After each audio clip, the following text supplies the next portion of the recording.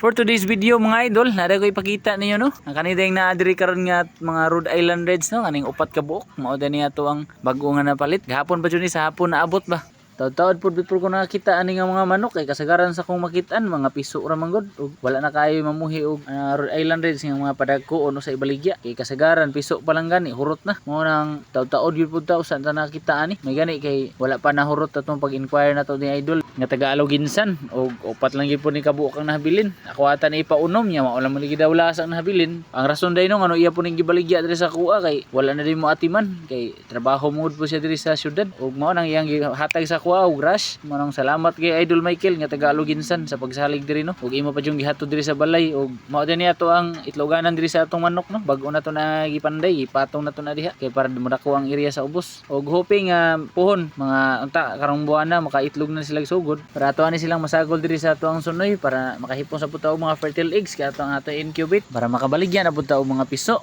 or mga fertile eggs depende ani basta abang-abang lang pud mo mga idol kay mag-post ra masag puhon o magbaligya na pud ko kay daghan mo pud nga interesado pud og nagsaad na gani bisag wala pa gani tay available nga breeder nga pwede na to makuha og fertile eggs para ma-incubate so